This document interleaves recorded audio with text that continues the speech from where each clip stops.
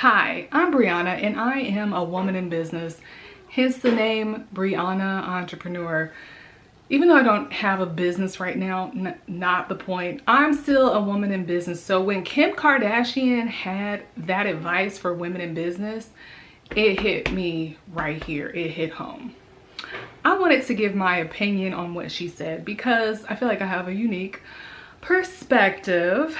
Not because she needs me to defend her. Lord knows she does not need me to defend her. I'm sure she made plenty of money this past week after whatever she said without me defending her. So I'm not trying to defend her. I just think that it was, I do think there's some truth to what she said. Not because I encounter a lot of people who don't want to work, but because I didn't want to work. I will explain. First, if you find that you like me during this video, please subscribe to my channel and join me on my journey of becoming a real woman in business. And if you like the video, please like the video. So Kim, Chloe, Courtney, and Chris did an interview with Vanity Fair where they were dressed very dramatically in black, and they were talking about different things in their careers. They gave advice to women in business. Chloe said to make sure you have passion because it's going to be hard if you don't have passion, which I agree with. And Kim said, get your F&A up and work. Nobody wants to work. And she also said to have a good work environment. So of course, the mainstream media is just super offended by her saying this. Number one, because it's Kim and people hate her, even though we love to look at her. And also because they don't perceive what she does to be work. However, she still has to show up, do a job, and she does run a company. So she does do work. People were really critical and taking umbrage with what she said, but I think two things. One, I think it's important to know who she was talking to. And I do think that she should have been more specific about who she was talking to. And she may have been, and that might have just been edited out, but I don't think she was talking to most of us listening. I think she was talking to women in business, entrepreneurs, people who run businesses.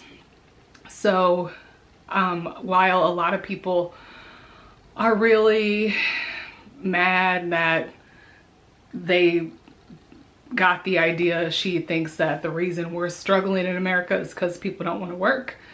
I just don't think that's who she was talking to. And I also think, I know people were saying that she had an advantage and she had all this help and that's why she's successful. So it's not just a matter of working. And again, I don't feel like I think she's talking to people on her level or in that upper echelon. So I think what's true for her might still be true for them. So normally when I hear these things, when I hear anything, I seek to understand what the person is saying, identify truth in it, and go from there. Whereas a lot of people, depending on who says it, they seek to disagree. They seek to be offended.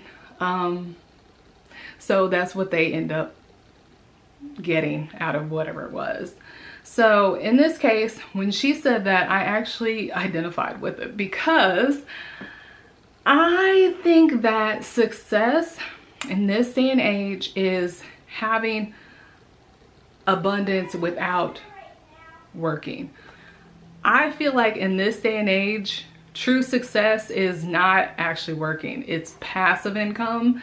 And while I think that that is true success, I think that a lot of us have forgotten that it's okay to make money and actually work for it. So when I think about stuff like drop shipping or selling a course, things like that, that's mostly what we are hearing about now, which don't require, it's like you do the work one time and then you continue to draw income from it. That's the goal.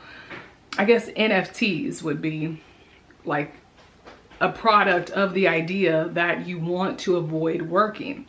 So it doesn't surprise me that she felt she needed to tell people that you do need to be willing to work, because I feel like I personally have disqualified possible career options as an entrepreneur because they would require actual work.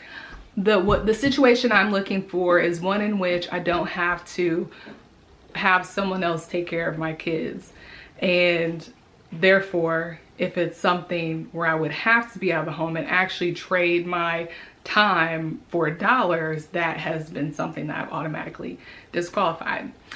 It actually wasn't until I was watching Selling Sunset last year, the real estate show on Netflix, that I realized it is okay to work because those women were so glamorous, yet they were still working and they were still invested in working. Sure, they were marrying rich, but they were still doing the work to achieve the lifestyle they wanted, and instead of like feeling like they were above working. So that really did have an impact on me because I was under the impression that being successful means not working.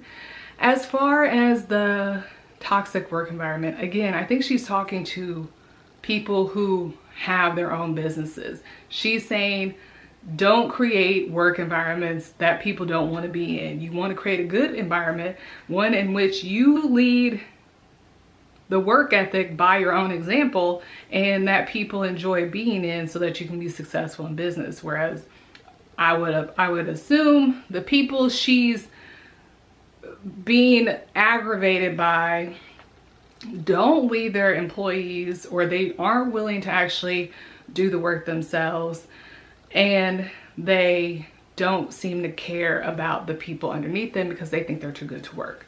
That's how I took it. So, I mean, I saw validity in everything she said, but again, I seek to understand. I seek to like find the rationale, because people usually have some sort of rationale for everything they say and do, even if they don't have it in 2 days or 2 years. Like at the time they said or did whatever, it made sense to them. The last thing I'll say is I did recently get certified in microblading, and part of that is because I accepted it's okay for me to work. I want to be successful. I can't just rely on being a coach and selling a course, or, you know, starting some sort of business and then just outsourcing all the work. I have to be willing to work. And what I learned from Selling Sunset is that part of what gives you an advantage, even as you're working and trading hours for dollars, is elevating the market of that you're working in. So I think people working at like Buffalo Wild Wings probably working just as hard as the people over here at this super expensive seafood restaurant by my house called Bristol's. They probably work just as hard, but be the person that chooses to work at the upscale restaurant as opposed to at the $1 restaurant. You're doing the same amount of work, you're making more money. So I think though that's kind of what I learned. Like if you're gonna go for it, if you're going to be working, make it like maximize what you can get from it. So that's all I wanted to say. Not to defend Kim, but I just felt like, yeah, she was kind of talking to me. I haven't worked in 4 years, and so therefore like a lot of work just doesn't seem worth it to me because I don't have to work. But I still want to achieve things and had to get out of the mindset that I needed to be super picky, or it was okay to be super picky about my work. Also, they were talking about be around people who also want to work and also want to achieve things and are successful and wealthy. And that's really important because when I was a military spouse, one of my challenges was not being able to find people who had ambition. So it's like when it's just you, it's really hard to have momentum. But then being out here in the county, where actually I've met more working women, has made me feel more like, well, maybe I should be working. Maybe I should still achieve as opposed to just being satisfied with being at home, which people are actually satisfied by. Just I had other ambitions that I need to pursue. Okay, speaking of being at home, that was the doorbell that someone rang, so I'm gonna go get it. If you like me, please subscribe. If you like my video, give it a like, and I will see you on the next one.